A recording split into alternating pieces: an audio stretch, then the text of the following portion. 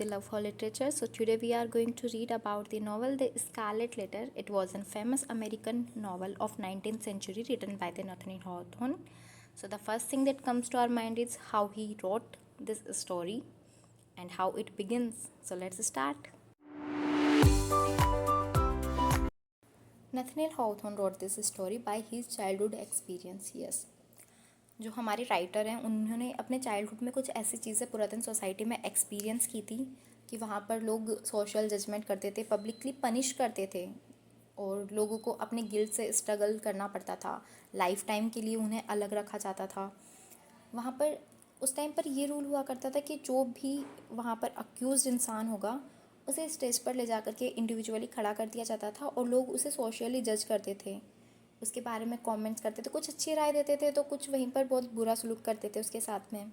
तो ऐसे में उनके अंदर जो गिल्ट रह जाता था लाइफ टाइम के लिए, ये ऑथर को अच्छा नहीं लगता था कि आप ऐसे कैसे इंडिविजुअली किसी की लाइफ रूइन कर सकते हो, उनकी पर्सनल थिंग्स को ऐसे डिस्क्लोज कर सकते हो। So that's why he got the theme of moral struggle, sin and guilt. Okay then इन्होंने कई बार क्वेश्चंस भी किए थे इस बात पर इन्हें कभी भी आंसर नहीं मिला। उसके बाद से इन्होंने ये राइटिंग लिखना स्टार्ट किया। So the novel begins with an introduction of an unnamed narrator who explains how he wrote this story. यहाँ पर नथनियल हॉथॉर्न की बात हो रही है कि उन्हें ये आइडिया, इस स्टोरी का आइडिया कहाँ से मिला। तो जब Nathaniel Hawthorne Salem Custom House में एक टैक्स कलेक्शन एजेंसी में वर्क कर रहे थे, he discovers a patch of cloth embroidered beautifully with the bright red and golden letter A. Yes, along with the manuscript. तो जब नथनियल हॉथॉर्न उस slam Custom House में वर्क कर रहे थे, उन्हें एक पैच ऑफ क्लॉथ मिलता है रेड कलर का, जिस पर एम्ब्रॉयडरी ब्यूटीफुली एक गोल्डन थ्रेड से ए लेटर बना हुआ है विद सम मैन्यूस्क्रिप्ट्स होती थी वहाँ पर कुछ लेटर जो वहाँ के जो पास्ट सर्वेयर थे उन्होंने डिटेल्ड किया था 200 ईयर अगो इन अ पुरातन नॉर्थ इंग्लैंड के बारे में। एक बेसिकली आइडिया था वो स्कारलेट लेटर का कि वो 200 ईयर अगो पहले की सेट है। So let's start the novel with its introduction. So the story is set in the 17th century Boston city. ये जो हमारी नॉवल है ये सेट है 17th सेंचुरी में बॉस्टन शहर की, एक ऐसे टाइम के जब सोसाइटी ने बहुत ही हार्ड रूल्स बनाए हुए थे जो पाप करने वालों को सोसाइटी से बाहर कर देता था। वहाँ पर के समाज में उस टाइम पर किसी भी पाप करने वाले के लिए कोई जगह नहीं होती थी। बट जो हमारी नॉवल है ये सिर्फ सिन पर बेस्ड नहीं है, सिर्फ पाप के ऊपर नहीं है। It's the story of strength and the struggle of A women. जो हेस्टर प्राइन हमारी प्रोटागोनिस्ट है, ये इनके स्ट्रगल और स्ट्रेंथ के ऊपर बनी हुई एक नॉवल है। इस नॉवल का चैप्टर फर्स्ट स्टार्ट होता है एक जेल के व्यू से, जिसमें हेस्टर प्राइन है अभी उनके बेबी पर्ल के साथ में, जिसके पास एक गुलाब का फूल है खिला हुआ है वहाँ पर, जो मानो इन सब हार्ड रूल्स के बीच में उसे एक होप दे रहा हो कि अभी तो जो तुम्हारी लाइफ है, स्ट्रगल है, उसके बीच में कहीं ना कहीं एक होप रहती है, कहीं ना कहीं सिंपैथी की एक होप होती है जो कि हेस्टर को एक हौसला दे रहा है और हेस्टर को ये होप रखनी चाहिए। फिर चैप्टर सेकंड पर हम आते हैं द मार्केट प्लेस। ये चैप्टर सेकंड प्लेस्ड है मार्केट में। वहाँ पर स्टेज पर जेल से ले जा कर के हेस्टर प्राइन को एक स्टेज पर खड़ा कर दिया जाता है मार्केट में, जहाँ पर बहुत सारे लोग इकट्ठा हुए होते हैं, हेस्टर को देख रहे होते हैं, कुछ कमेंट्स पास कर रहे होते हैं वो लोग, कुछ उनके बारे में सिंपैथी जता रहे होते हैं तो कुछ हेस्टर और पर्ल के बारे में कुछ भी उल्टा सीधा बोल रहे होते हैं। ऐसे में हेस्टर प्राइन अपनी बेबी पर्ल को गोद में लिए पूरी सोसाइटी के सामने खड़ी है और उसके कपड़ों पर एक चमकता हुआ लेटर ए बना हुआ है, द स्कारलेट लेटर ए, जिसके बारे में कहा गया है। जो ए लेटर सिंबलाइज करता है एडल्ट्री को, जो उस सोसाइटी ने उसे दिया है। उसको एक सिनर की आइडेंटिटी दी है कि ताकि उसी सोसाइटी से लोगों से अलग रखा जाए, उसकी आइडेंटिटी बना दी है कि ए लेटर उसके लिए क्या है, उसके लिए सिनर होने का प्रूफ है। पर यहाँ हेस्टर की स्ट्रेंथ काबिल तारीफ़ होती है, जो नरेटर बहुत ही अच्छे से उसकी तारीफ़ करता है कि यहाँ पर हेस्टर चुप तो होती है, वो किसी का भी जवाब नहीं दे रही होती कि वहाँ पर लोग जब उससे पूछ रहे हैं कि पर्ल के फादर कौन है वो उन्हें बता दे, ये उसके ऊपर क्वेश्चंस उठ रहे होते हैं, पर वो कुछ भी नहीं बोलती, लेकिन वो अपना सिर भी नहीं झुकाती। वो वहाँ पर बड़े हौसले के साथ में खड़ी रहती है और सब कुछ सुन रही होती है चुपचाप। ऐसे में उसकी चुप्पी बहुत कुछ कह जाती है, सब लोगों को उनके जवाब मिल जाते हैं। और चैप्टर थर्ड स्टार्ट होता है हमारे पास में द रिकॉग्नाइजेशन का। क्राउड में एक स्ट्रेंजर पर हेस्टर की नज़र पड़ती है। जब हेस्टर स्टेज पर खड़ी होती है तो क्राउड में एक आदमी होता है, एक पर्सन, एक स्ट्रेंजर होता है जो हेस्टर के लिए नॉन है। वो उस पर उसकी नज़र पड़ती है और हेस्टर उसे देखती है। ऐसे में हेस्टर उस पर्सन को देख करके थोड़ी डर जाती है। इस पर्सन का नाम था रॉजर चिलिंगवर्थ, जो हेस्टर का पास्ट हस्बैंड था, जिसका वेट करते हुए ही हेस्टर ने मान लिया था कि वो शायद मर चुका है और अब नहीं आएगा। पर अब ऐसे में वो उसके सामने खड़ा है और रॉजर चिलिंगवर्थ यहाँ इशारा करता है हेस्टर को चुप रहने का, कि वो लोगों को ना बताए कि वो उसका हस्बैंड है। वो यहाँ पर इस बात को सीक्रेट रखना चाहता है। ये रॉजर चिलिंगवर्थ जान चुका है यहाँ पर कि हेस्टर का अफेयर, उसे हेस्टर के अफेयर से उसे एक बेटी हुई है ये। और अब रोज़र बहुत गुस्से में आ जाता है। ऐसे में वो डिसाइड करता है रिवेंज लेने का उस इंसान से जो पर्ल का फादर है। Then we comes to the chapter 4 the interview. इस चैप्टर में इंटरेक्शन होता है चिलिंगवर्थ का हेस्टर प्रिन के साथ में। यहाँ पर चिलिंगवर्थ कुछ सीख करके आया है दवाइयों के बारे में जब वो इस शहर में आया है। तो चिलिंगवर्थ यहाँ पर पर्ल को ठीक करने के बहाने हेस्टर से इंटरेक्ट करता है और हेस्टर से बोलता है that he will not harm the baby but he wants to know who is the father. यहाँ पर हेस्टर उसे डिनाई कर देती है कुछ भी डिस्क्लोज करने से। हेस्टर की बात सुनकर रॉजर चिलिंगवर्थ गुस्से में चला जाता है और ये बोल कर जाता है कि वो उस आदमी को खुद से ढूंढ लेगा और जब वह उसे मिल जाएगा तो वो उसको नहीं छोड़ेगा। Then we comes to the chapter 5। इसमें जेल से छूट जाने के बाद में जब हेस्टर को सोसाइटी से मिल कर के एक झोपड़ी मिलती है वहाँ पर रहने के लिए, और वो कढ़ाई का काम कर रही होती है अपनी बेटी के साथ में, और उस कढ़ाई के काम से ही उसका घर चलता है अभी। तो एक दिन जब गवर्नर की मीटिंग हो रही थी तो उसमें क्वेश्चन आता है कि क्या हेस्टर अपनी बेटी को पालने की एबिलिटी रखती है, क्या वो तो एक सिनर है, तो फिर ऐसे में उसकी क्वालिटी हमें नहीं लगता कि वो ठीक है, जो उसकी बेटी के लिए ठीक है, उसकी सराउंडिंग के लिए ठीक है। पर ऐसे में वहाँ का जो पादरी था, उस टाइम पर पादरियों की बात बहुत ज़्यादा मानी जाती थी, एक्सेप्टेबल होती थी जो भी वो बोलते थे। तो ऐसे में एक पादरी ऑर्थर डिम्सडेल, जो एक रेस्पेक्टेड मिनिस्टर था वहाँ का, वो असल में पर्ल का फादर है। जी हाँ, वही है वो इंसान जिसके साथ में हेस्टर का अफेयर रहा है।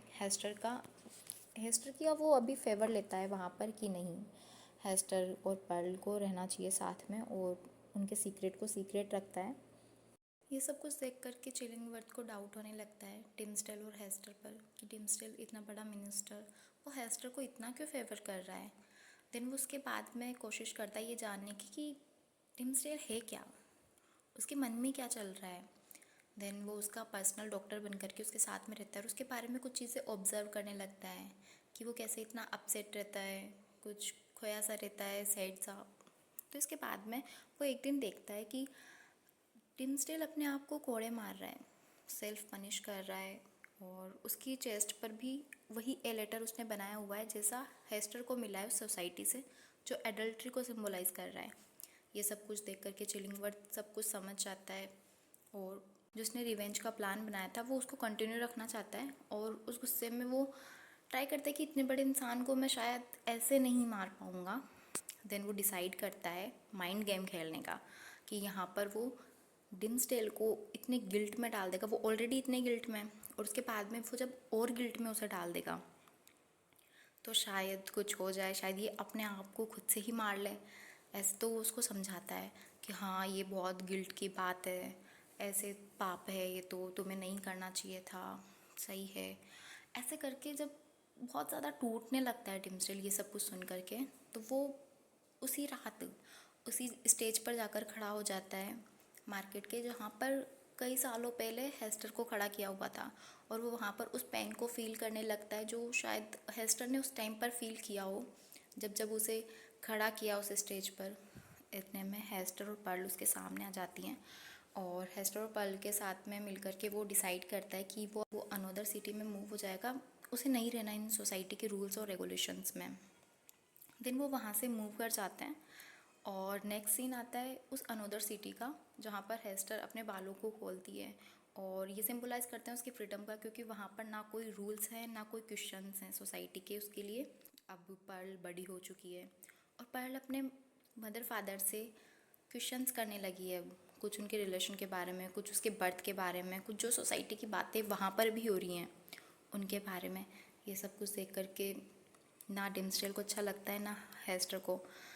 अब कुछ टाइम बाद में बोस्टन सिटी में, जो उनका पहला वाला सिटी था, उसमें एक सेलिब्रेशन होने जा रहा है। इसमें डिम्सडेल को देनी है अपनी लास्ट स्पीच। जी हाँ, क्योंकि इसके बाद उसकी डेथ हो जाएगी। डिम्सडेल स्टेज पर जाता है बड़े कॉन्फिडेंस के साथ में। अंदर उसकी गिल्ट है, अभी भी वो इनर गिल्ट है जो वो कई सालों से अपने अंदर छिपाया हुआ है। तो वो जा कर के वहाँ पर डिस्क्लोज़ कर देता है, ये चीज़ रिवील कर देता है कि हाँ वही हेस्टर का लवर है और पर्ल का फादर है। सब सोसाइटी के लोग वहाँ पर, उनके समाज के लोग वहाँ पर ये सब कुछ सुन कर के शॉक्ड हो जाते हैं। और डिम्सडेल के मन से एक बहुत बड़ा बोझ हल्का हो जाता है। जो उसका इनर गिल्ट था वो अब ख़त्म हो चुका है। तो उसकी जो सेरेनिटी पीस थी, उसकी खुशी से इतनी होती है कि वो गले लगकर हेस्टर और पर्ल को सबके सामने और वहीं पर मर जाता है। उसकी भी वहीं पर डेथ हो जाती है। देन इसके 1 साल बाद में डेथ हो जाती है चिलिंगवर्थ की भी, क्योंकि अब उसकी लाइफ का कोई एम नहीं रहा। उसकी लाइफ का एम था कि वो डिम्सडेल को मारे। अब डिम्सडेल खुद से मर चुका है, तो 1 साल बाद में वो खुद भी मर जाता है और अपनी जितनी भी प्रॉपर्टी, उसकी बिलोंगिंग्स थी, सब वो पर्ल के नाम कर जाता है।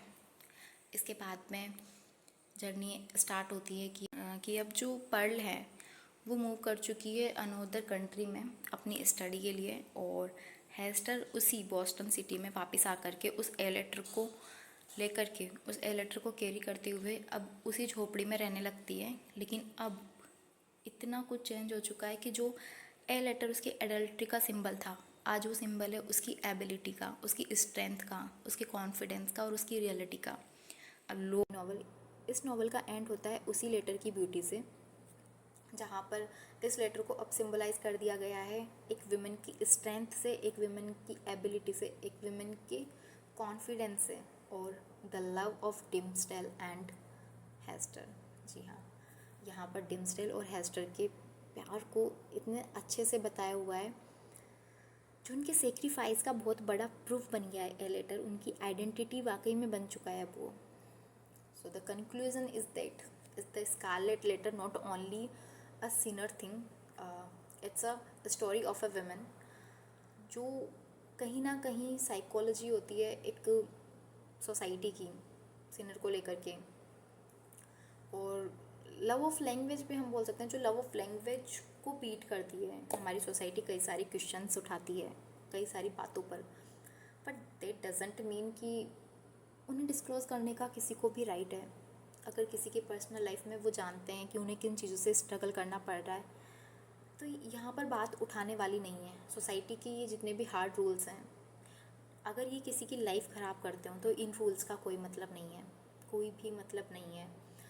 हैथॉर्न हमें दिखाते हैं कि जो रियल पावर होती है वो एक्सेप्टेंस में होती है, भागने में नहीं। और कभी कभी सबसे बड़ा सच वह होता है जो हम दुनिया से नहीं, खुद से छिपाते हैं। Thank you so much for watching the video, and if you have any doubt regarding the novel, feel free to ask in the comment section. I'll try to resolve all of the questions, and thank you so much again. Bye bye.